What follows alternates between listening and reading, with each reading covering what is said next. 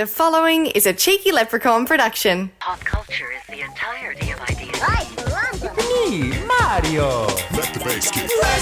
I am the greatest. Holy eggshell! I am your father. This is the Pop Culture Report with Dan O'Kelly.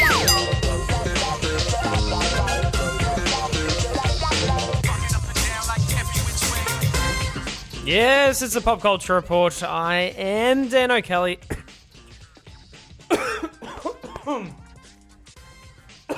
No, it's been a couple of weeks. Throat wasn't quite where it needed to be. It's cold here in Melbourne, Australia, where I'm recording this, your latest installment of the Pop Culture Report. And, yeah, as I said, it's been a couple of weeks. It's been a busy couple of weeks for myself. Been working a little bit on a couple of radio shows, and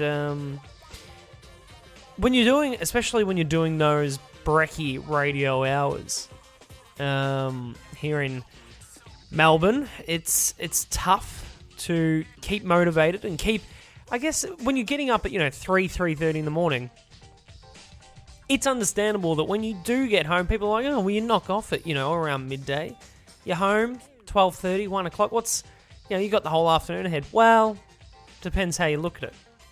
That's my afternoon when I'm doing a brekkie radio show is, I guess, kind of like your nighttime if you're doing a 9 to 5.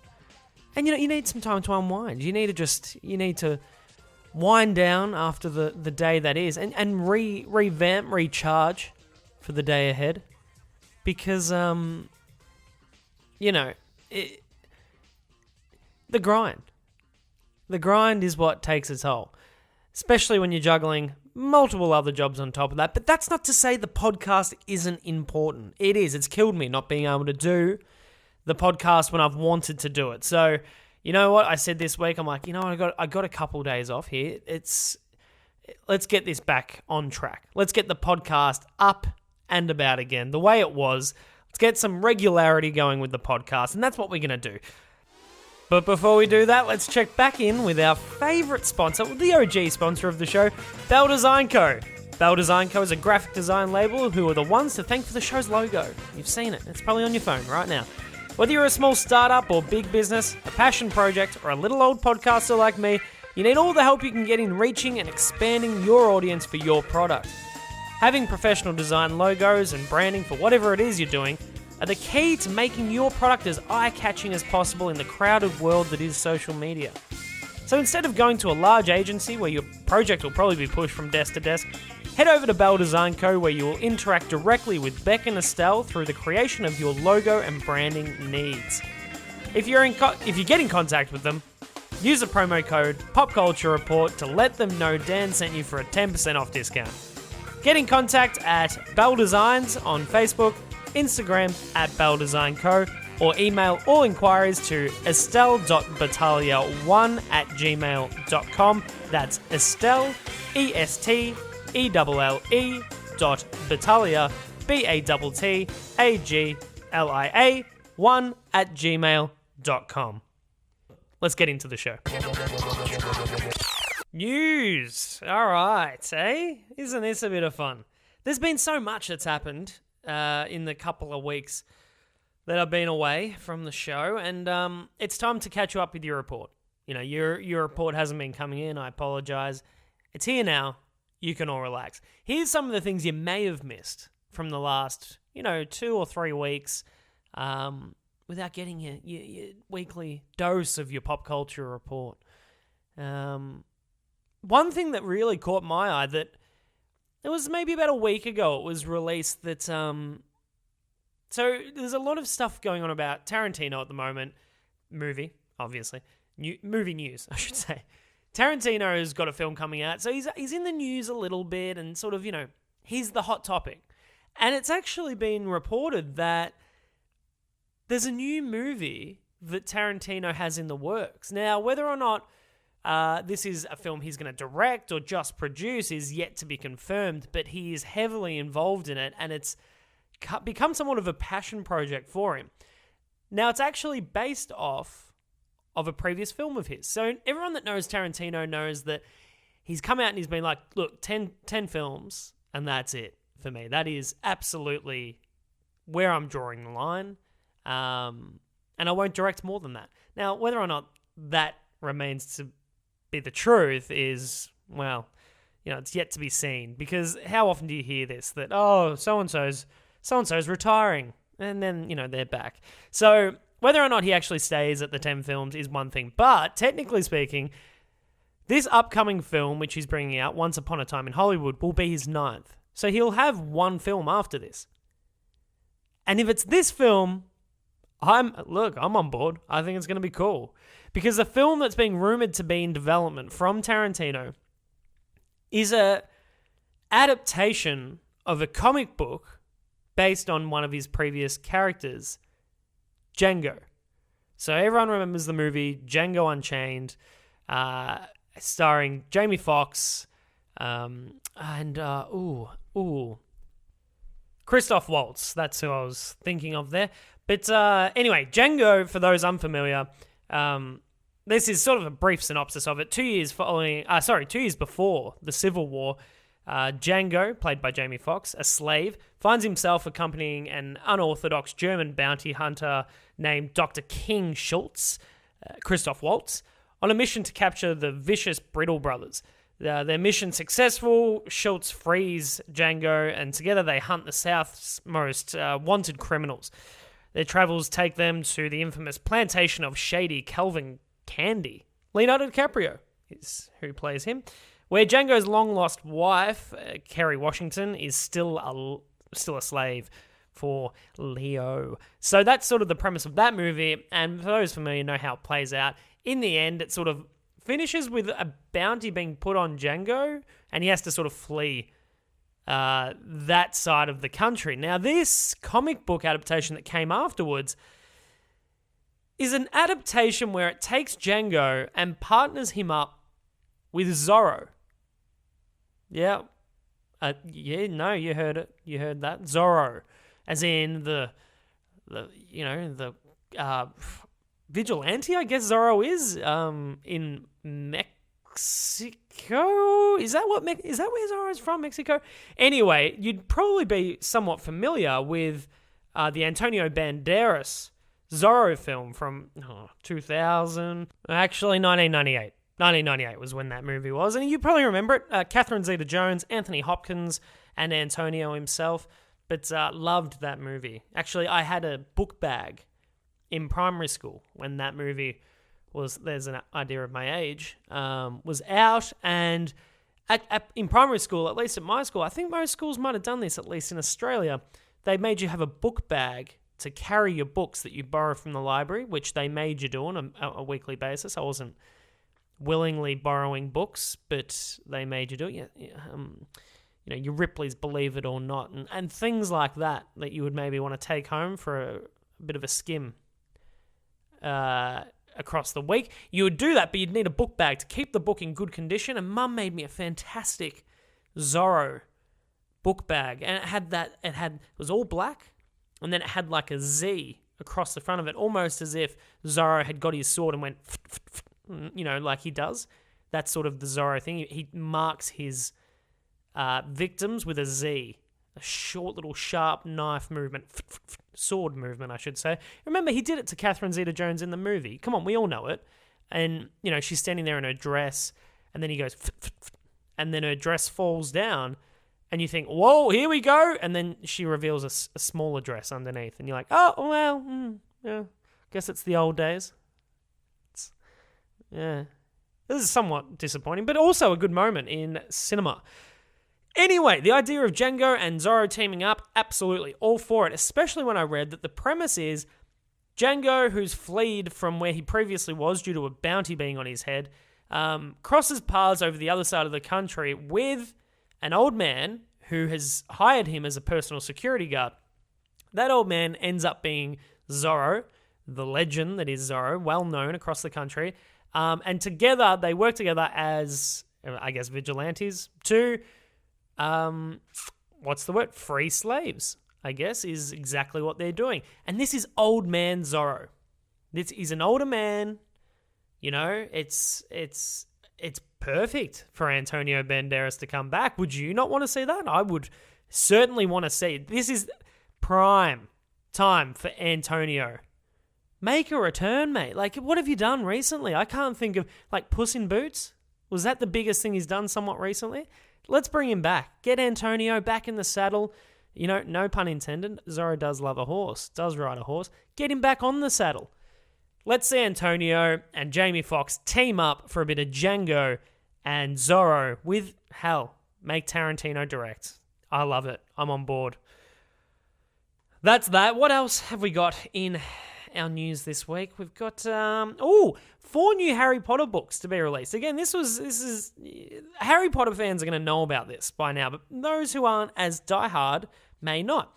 So I saw this and I was like, whoa, shit, are we going to get a continuation? How are they going to do this? Because when there's Harry Potter books, we've come to learn with that new adaptation, what is it, Fantastic Beasts and Where to Find Them, that whole world that's now being created. When there's Harry Potter stuff, books or whatever it might be, the Harry Potter franchise is owned by Warner Brothers Studio, and they hold the rights, so they can do whatever they want with this property. So when there are these books that are made, whether it be Fantastic Beasts or these new Harry Potter books, why wouldn't they continue with the track record they've got of, look, these are money makers. You know, we've got this IP. Let's all right, 4 new books, 4 new movies. Why not? So I saw that and I was like, Christ, well, Daniel Radcliffe's old as shit now in the context of Harry Potter. What are these books? So, okay, they're released this month, late June, they're coming out, and they're going to be ebooks. And they're going to be released on Pottermore, which is apparently a Harry Potter, like strictly Harry Potter platform, which I assume Potterheads, is that what they call you guys? Potterheads? Who might be listening to this are fully aware of what Pottermore is. The 4 short stories are all based on Hogwarts lessons and are accompanied by illustrations. So each book is a short story, all of which are a different lesson that, yeah, like, I mean, I've literally just said that. But a class, is that what that means? It's based on one class, something that happens in one class on one given day. That's my interpretation anyway. It's kind of cool. But automatically you start going, is there a movie in that? You might think no, and you would probably be correct. You would go, perfect for a short story. Warner Brothers, I imagine, are sitting there going, let's flesh it out. Let's flesh that out, yeah? The bite-sized stories promise to take you back in time, once again, to learn about the traditional folklore and magic at the heart of the Harry Potter story. So it's not necessarily set in the time of Harry and Hermione and that crew. It continues, in addition to exploring the origin of magic through history of folklore, the ebook shorts will also feature notes, manuscript pages, and charming sketches as previously seen in Harry Potter, A History of Magic, which is another book. That's my understanding. Look, familiar with the films, not that familiar with the books and everything that come with it. Although I did see that first editions of the Harry Potter books, like Philosopher's Stone and stuff like that, sell for a lot of money now. So if you're listening to this and you've got a Harry Potter book collection, go check what edition they are. And if they're in good nick, that shit sells. That shit's like Disney VHS tapes at the moment. They're selling for cash money as well. So, you know, things I'm disappointed I missed out on, this is probably one of them. Little things like that. Garage sales in the 90s that got rid of my Lion King VHS tape, original, you know. That sort of stuff can, in this day and age, be a poor and sour memory for some. But regardless, 4 new short stories, 4 new Harry Potter books, short or not, 4 more Harry Potter books, coming digitally this month for all you Harry Potter heads, Potterheads is what I actually called you. Moving forward, Samuel L. Jackson, there we go, has said he would consider, well, no, that's not what he said. He said he was asked if you could revisit any of the characters he's played, which is like something like, it's over 50 characters he's played. Something like that. Not 50 characters. I think he's been in over 50 movies. Or close to. That's a lot of characters still. Because he's not a man that does a lot of sequels. But he was asked, if you could revisit any of your characters that you've done, who would it be? And, people started thinking like Pulp Fiction, that sort of thing, those cult classic movies, bloody, maybe Jackie Brown, who knows? Nah, he wasn't Jackie Brown, he was Shaft. Shaft. Was he Jackie Brown? Let me just get up Jackie Brown here. You're probably sitting there going, he wasn't Jackie Brown, you idiot. Let me just... Well, he was... No, okay, well, that's the issue. Jackie Brown was a girl. Never saw this movie. But, with that said, he was in Jackie Brown. Ordell Robbie was his name in that. De Niro was in that too. Why haven't I seen Jackie Brown? Was that that was a Tarantino. Why haven't I seen Jackie Brown? What a stupid thing to realise during a podcast. Never seen Jackie Brown. Anyway, Shaft, maybe he would revisit that. The character he said he would like to revisit, though, was Mace Windu. Now, Star Wars people going nuts everywhere, yep. But he was from the prequels, so I don't know if they would be. Like, I feel like I've heard the large consensus is that he was pretty well received in Star Wars. In the Star Wars world, people are pretty okay with his character and his acting and the fact he was in it. He wasn't the sort of main takeaway of this shit sucks. He wasn't Darth Maul or any of that sort of thing. But anyway, he said he'd love to revisit it in a future Star Wars movie, and even so much so that he reckons that the fate of his character from the original trilogy shouldn't impact anything. He's like, oh, look, you can fix that. You can change that history. So that's the one thing he said he'd like to revisit. He wants to dip back into the Star Wars. If you ask me, I think it's cash related. It's money. It always comes back to money. So yeah, there's that. In comic book news, well, not comic book, but comic book movie news, Tom King has been tapped to co-write The New Gods with Ava DuVernay. DuVernay. How did I say it? DuVernay. Yeah, I said the right way.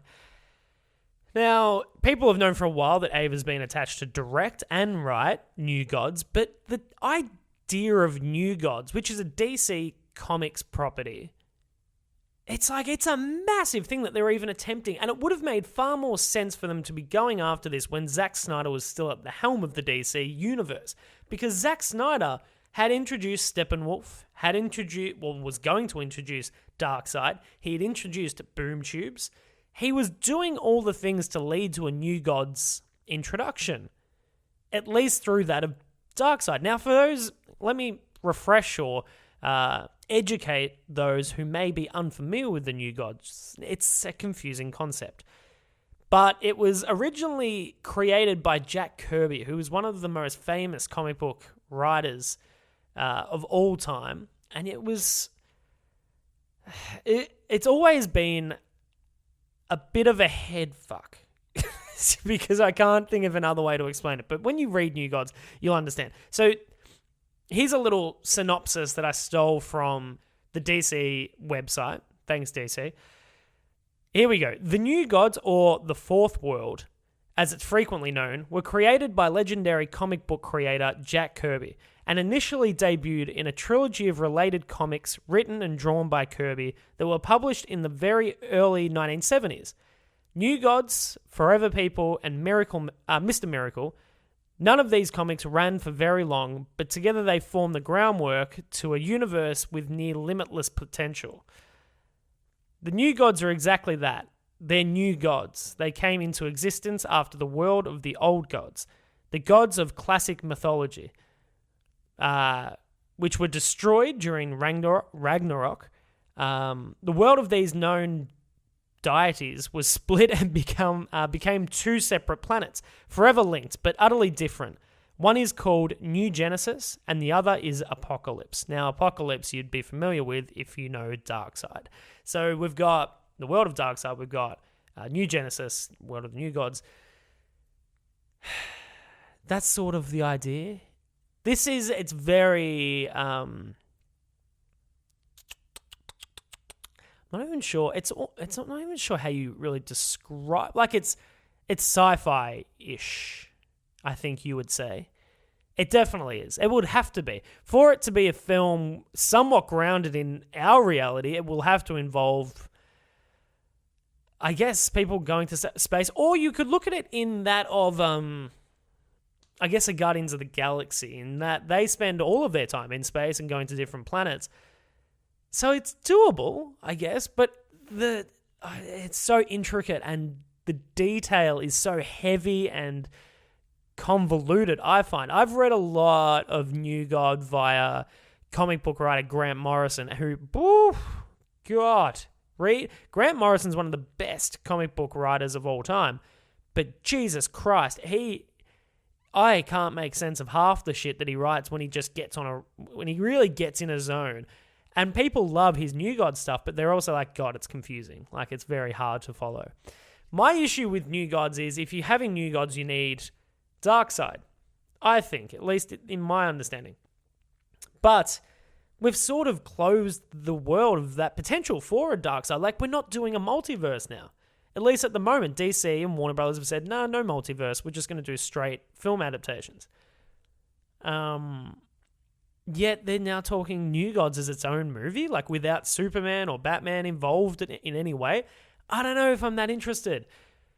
But that's not what we're here to talk about. Anyway, that movie's happening with Ava and Tom King, who has been tapped to help her co-write it, which is a positive, because whenever you get these sort of heavy concepts and convoluted concepts, I guess I should say, and it comes from the world of comic books, it's good to have somebody from that world to help translate it and explain it to a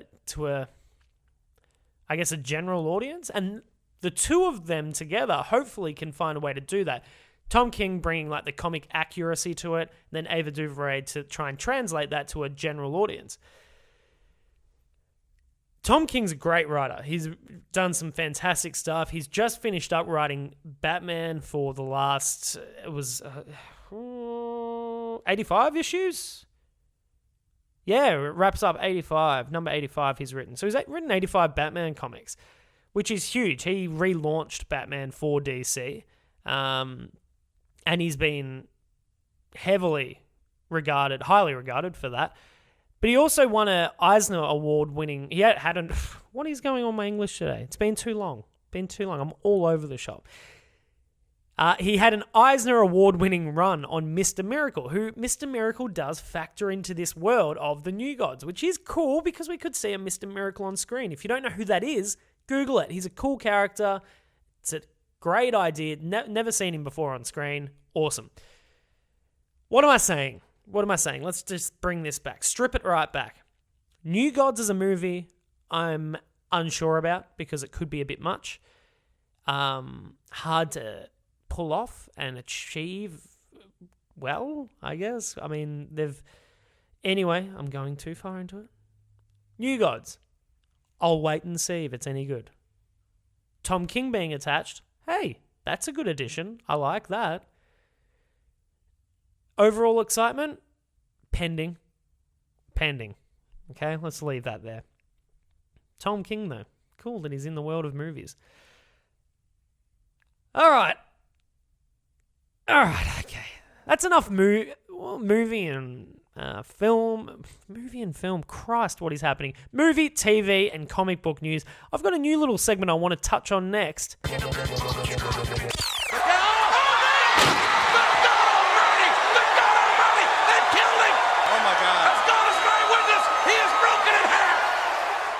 All right, so look, I've said it briefly before. I started adding in a little bit of wrestling news, the world of professional wrestling, which is massive in pop culture. And at first I was like, you know what, people may not like this. They might think, oh, it's a niche audience, whatever. Like, not everyone is interested in wrestling. The feedback I was getting from people who said, look, I haven't been into wrestling for a while, but it was either one of two things. I do keep up with the behind-the-scenes news still because I find that interesting. Or, to be honest, hearing about the behind-the-scenes stuff has made me realize that there's actually more to the world of wrestling than just what you see on TV. And that, to me, is interesting. Great. Awesome. Because you know what? I want to talk about it. So fantastic. Let's do our own little...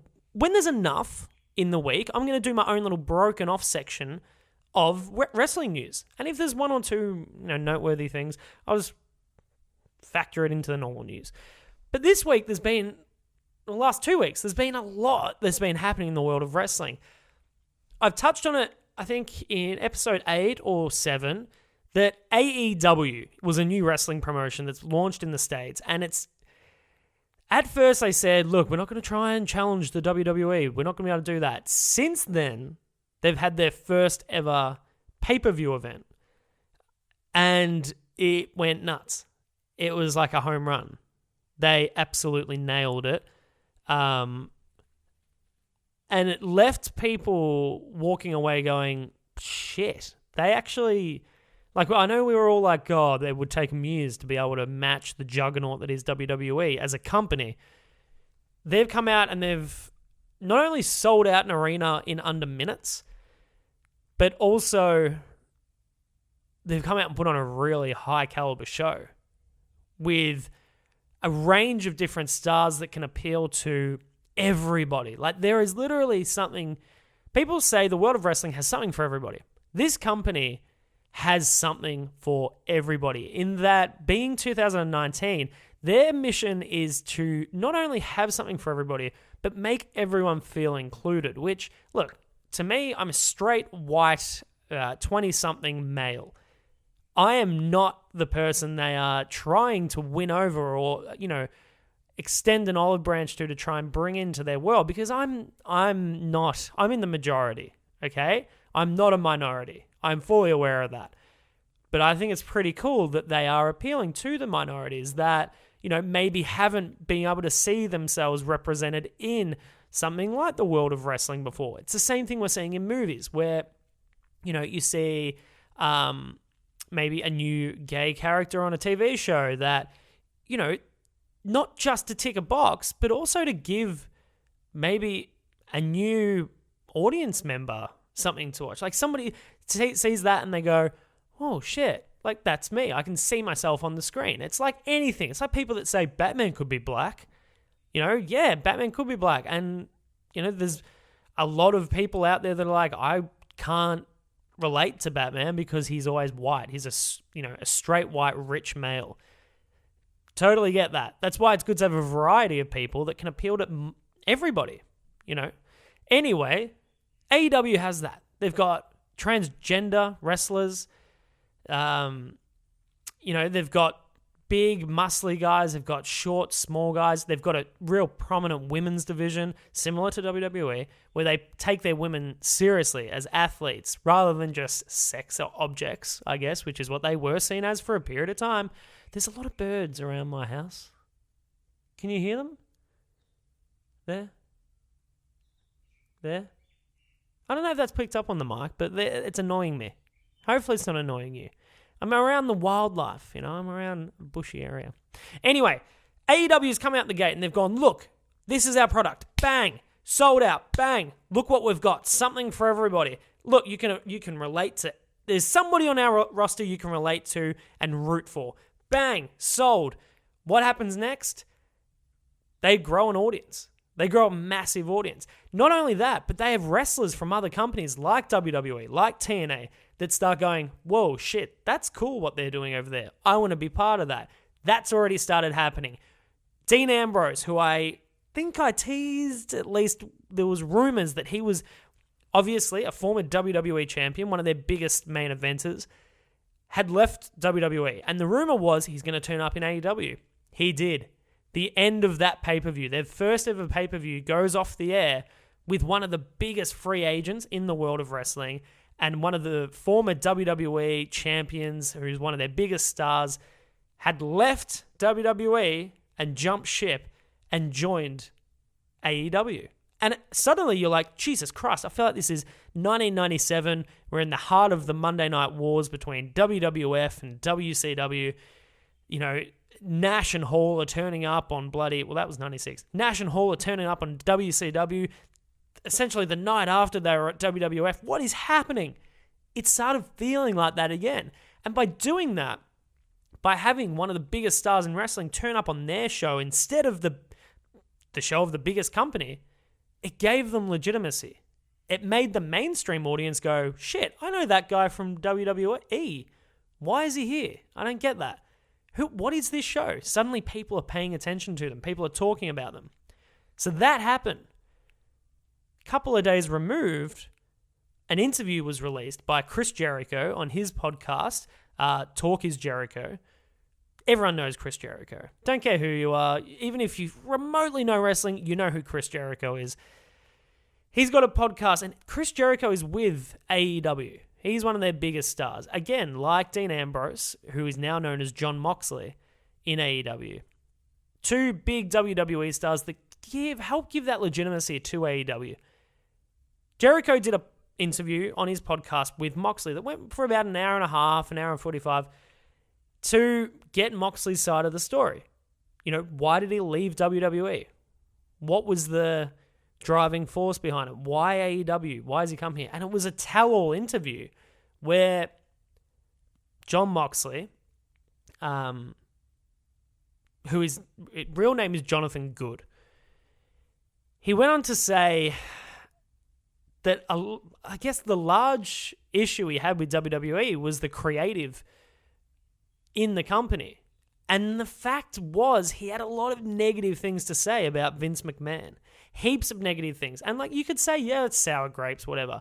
But it's been the first interview that's been released where somebody's spoken negatively about Vince McMahon in a time where the ratings for the company and the general content of what WWE put out has been highly criticized by everybody. The ratings haven't been this low in years. Almost ever. Given, there's the new world of fucking, everyone's watching streaming stuff and on delay and whatnot. Still, the ratings have been concerningly low for WWE.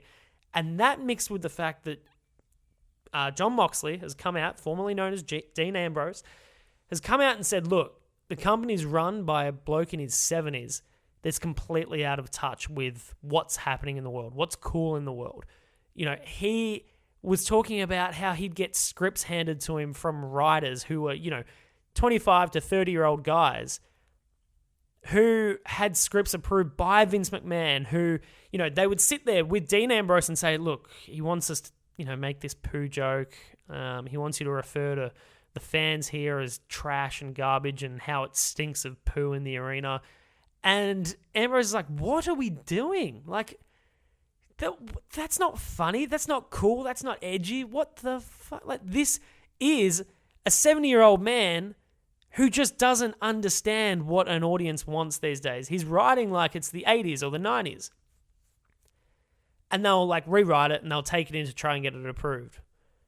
And then there was one in particular where Vince McMahon really wanted a pooper scooper comment made by Dean Ambrose in his promo to a live crowd. And Ambrose is like, pooper scooper. What? Why would I go out and talk about a pooper scooper? That was just one of the things. Another was there was apparently a promo. So Roman Reigns, who is one of the WWE's biggest stars, was diagnosed last year with leukemia. And it broke the line between fiction and reality of WWE. And he went away. He went away because he was needing to get treated for cancer. That's what happens. Even the biggest, strongest guys in the world, people get sick. Anyway, Ambrose is, in real life, one of his closest friends, and Vince, wanted him to go out and, take shots at the fact that Roman had cancer. And he didn't even want to say the extent of what Vince McMahon was trying to get him to say live on TV, but he knew, had he said what Vince wanted him to say, his career would have been in serious danger, and the company would have washed their hands and been like, oh, that was him, that wasn't us. But he reckons, still to this day, it is the most confronting thing he's been ever asked to say, especially about a real-life situation, one of which, involving cancer of one of your employees, So it's been huge. It blew up the world of wrestling fandom hearing all this and hearing this inside scoop from somebody that was in the trenches just a couple of months ago, not even, like 2 months ago, he was in that company, and now he's out, and now he's allowed to talk about it. There was a lot that came from that interview, including, Moxley having concerns about his wife, who works for WWE as well, as the first ever female commentator. He's concerned for her job, and apparently people within WWE are speculating and discussing what they should do with it. So, it's just the WWE is not in a good way at the moment. It's in a very vulnerable position. It's a publicly traded company, which means there's going to be a lot of pressure being applied by stakeholders, shareholders. And having this sort of scrutiny and criticism coming at the company in terms of both what's happening behind the scenes, what's happening on camera, and the product that's being put out, mixed with this new pressure being applied by a new competition in AEW, it's almost like the perfect storm has brewed for AEW to come out and be as strong as possible. In a world where WWE is being criticized for, its treatment of its staff, its story writing, all that sort of stuff, you've got this new company that's run by a bunch of, 30 to mid-30-year-olds, both male and female, who are far more in touch with pop culture and the realities of what's happening in the world. I'm just saying, it's an entertaining time to be a wrestling fan. And anyone listening to this that continue to be a little more intrigued each time I talk about it, you don't even need to tune in to watch the wrestling if you don't want. I would recommend getting that Bleacher Report app. This isn't a plug. Well, it is, but it's not an intentional one. Get the Bleacher Report app and then subscribe on there to the rest, like WWE. And you'll get news for both that and AEW. And just, I tell you, read the behind the scenes of what's going on. It's fascinating. Anyway, there's a little bit of wrestling news for you from the world of wrestling, and I feel like, I guess maybe that could be what we call this, world of wrestling. It's a good little segment name. I'm going to talk about this in the movie review this week. I know it's a little late, but I wanted to talk about it because I had a lot of feelings coming out of it. I saw the movie Rocketman, the Elton John biopic, hot on the heels of what was a massive film in Bohemian Rhapsody. I feel like I should be forgiven for going into it with the mindset of, I hope this is as good as Bohemian Rhapsody. And that was the wrong thing for me to do. Forgive me, but it was the wrong thing for me to do because it was a very different film. Very similar in a lot of ways, but at the same time, the heart of the film was very different. I don't know if, you listening, you the individual or the person in the car next to you, imagine, have seen it, but it had Taron Egerton, who played Elton John, and he was fantastic. Fantastic. Couldn't believe how good he was. There was, as soon as you forget who the actor is that's playing it and you're just looking at them on screen as Elton John or whoever the character is, that's the sign of good acting. It's hard to do when you have a Brad Pitt. I often find myself struggling to fully remove myself from a movie and not look at it as seeing Brad Pitt plays. Ryan Reynolds is something other than Deadpool. That same thing. That sort of a thing. Rami Malek as Freddie Mercury, there was moments of it where you did forget that you weren't actually just watching Freddie Mercury on the screen. Taron Egerton, same thing. You might be familiar with him from Kingsman, which was a really great movie. But he plays Elton John, and as I said, I went into this movie thinking, I hope this is as good as Bohemian Rhapsody. I'm looking forward to, hearing the Elton John story. I don't know much about it, but I did go in a little hesitant or wary of the fact that I'd heard it was a biopic mixed with fantasy. And I was like, what?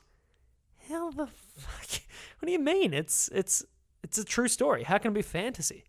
That makes me question the credibility of the information I'm going to be hearing straight away. But after a little while, it made sense. The first 20 minutes of the film, I was sitting there, and it was largely the stuff about his childhood. And I was like, this is... I don't know if this is very good. I think this is maybe a bit shit. And then it broke into a scene... is the Elton John song called Saturday Night or something? And it's a young Elton John running through like the streets. And then he's a kid and he's in a bar and he's just sort of he's gone to perform a song and he gets in a fight with some actual grown-up. Like, I'm talking Elton John at this point, he's like maybe 16.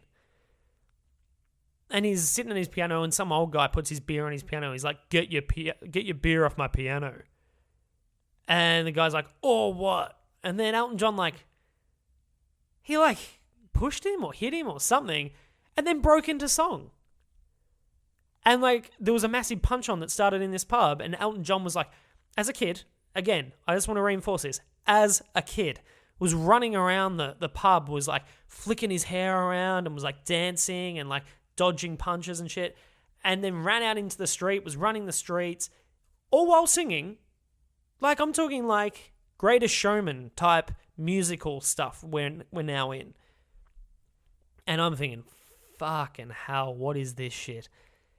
And then he runs over to a fence and slides underneath the fence. And as he stands up, he's Taron Egerton now. So he's Elton John in his 20s, early 20s.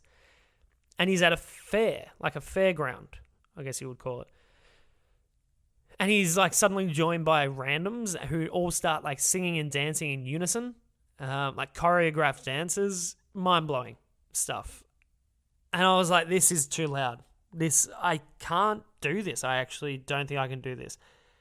And I was annoyed because this was within the first 20 minutes. I'm like, I've got another hour and a half of this shit.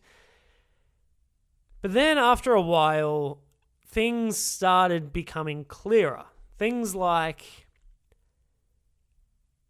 the fact Elton John obviously led quite a not troubled childhood, but a childhood where he had a reality where he felt the need to escape or alter his reality through his mind. So he would picture things differently, or he probably looks back on things differently, or, adds color to them, adds music to them to make them better memories, to try and make the memories easier to live with. At least that was my understanding. Now, you'd probably be sitting there going, geez, you've overthought that.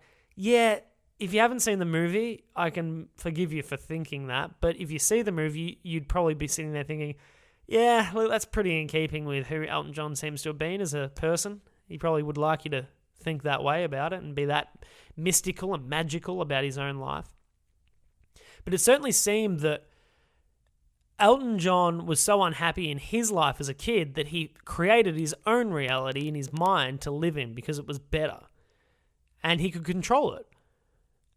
And that was the difference. The movie, all virtually, the whole time, was getting a sense of what was happening in his life at this point in time, the shitness of it, or the greatness of it, and then how he would take that and view it through his eyes in the way he wanted to see it.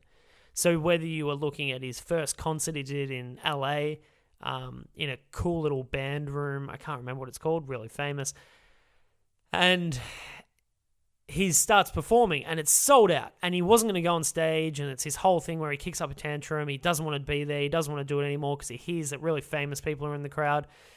And then he finally gets forced to get on stage and he breaks into Benny and the Jets, I think it was, and the crowd goes wild. And then from there, he's singing and I'm like, this is cool, look at this is great. And then he starts fucking floating. His feet lift up behind him and he's playing the piano while his feet are hovering above him in the air. And he's just floating, playing the piano. And everyone else in the venue starts drifting up into the air and they're dancing and they're clapping and they're cheering. And you're like, why can't we just watch him perform the song? I don't get this. I just want to watch him perform like we did in Bohemian Rhapsody. Let him go out there with the piano, all that shit. But you kept getting these magical moments where the reality was removed and you would know that, okay, now we're looking at how this night was in his mind, rather than the reality, which was everyone was standing around dancing, having a great time, whatever. In his mind, it was so amazing that everyone was floating on, above the ground, and, it's all very magical and a little wanky, absolutely, at points. But after the first half hour, 40 minutes, you kind of find yourself sucked into it. But what I did kind of end up liking was that the whole movie was told through the prism of Elton John has gone to a counseling group. No, what are they called? Like the what do they call them? Like like a support group, I guess. And he walks in his full Elton John costume. He's gone straight from a concert, and he walks in and he sits down and he starts just talking about his life. And from that's how the movie starts. From there, we go back in time to when he was a kid, and we start hearing the Elton John story told through him telling it to this support group. And we keep going back to the support group in and out throughout the movie. That was cool. I was digging that. I was like, that's a different way of doing this. That's fine. I'm happy with that. But yeah, look, I think if there was anything I didn't like about the movie, it was the fact that I really wanted to see more of Elton John or Taron Egerton as Elton John just performing the songs. Like one of my favorite, probably the favorite, the moment in the movie for me was when you watched Taron Egerton sitting at the piano in his mum's house after him and his songwriting partner, whose name I can't remember, are broke and they need to move back there to live with his mum while they try and write some more music. Anyway, the writer comes up with Your Song, which is a really famous Elton John song, at the breakfast table. And Elton comes down in the morning, sits down, and the writer guy has been up for... I'm going to try and get that up while we're talking, his name, because that's not fair. He's been up writing already, and he gives the piece of paper to Elton and says, go give this a go. I'm going to go brush my teeth and stuff. And Elton walks over to the computer, and Bernard John Tupin? Say his name. Did not know that was his name. Bernard. Bernie, that's the name. Bernie Taupin. Yeah. He goes to brush his teeth and have a shave and stuff, and Elton goes and sits at the piano. And as he starts, tinkering, and you sort of see the process of how Elton would write music to go with these lyrics that his partner would write. And he was, playing around and sort of singing some of the lines, and then you see the development into what we now know as the music to Your Song. And it's awesome. It is so good. It's stripped back. It's Taron Egerton just singing, plain, simple. There's no magic or anything around it. It's just him sitting there playing the piano and singing the words. And you watch Bernie's reaction as he's upstairs brushing his teeth, and he's sort of like, holy shit, that sounds really good. And he comes down and just watches Elton as he's singing and, writing this music as he goes to this new song that they've written. Those moments were fantastic. Learning how Bernie and Elton met, which was purely by chance, after Elton's agent said, try some of these writers, and Elton just grabbed a random manila folder out of a bunch of them and tried his writing. And that's how they met. Just like that chance meeting. That was cool. Seeing the creative process was cool. It was more the magical side of things. While I didn't hate it in the end, I really didn't hate it. By the end, I was fine with it. But at first, it was jarring.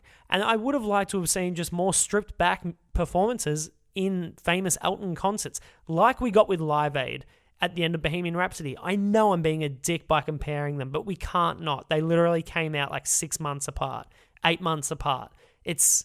How can we not? They're the same thing. So that was cool. It was a good movie. Absolutely. When I walked out and the days after, I was like, I actually liked that more than I thought I did when I first watched it. So as it went on, I liked it more and more. That's the message there. Is Rocketman, solid movie. Good story, really entertaining story, super talented and fantastic performance by the lead actor Taron Egerton, who plays Elton John. And I think the good thing about it is it's rewatchable. Similar to Bohemian Rhapsody, it's very audience friendly. It's not a heavy movie where, it's long and it's dark and it's a commitment. It's an emotional toll that it takes on you to watch it. It's easy. It's an easy watch, and the music's great. If anything, it gives you more of an appreciation for Elton John. So that's one man's opinion in his pop culture report. And if you have seen it or you do see it after hearing this, let me know what you think, because I don't think I'm in the minority with this one. Rocketman, look, out of 10, I'll give it a 7.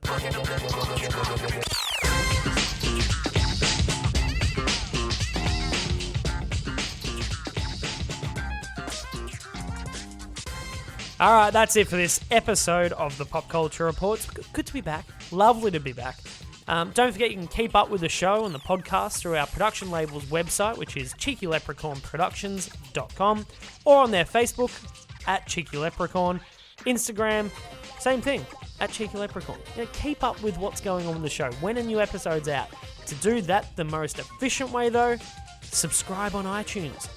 Head over to iTunes now, subscribe so you get the new episodes as soon as they come out. We're not just on iTunes, though.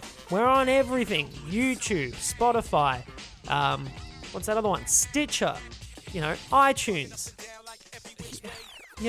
Couldn't make this easier for people to listen.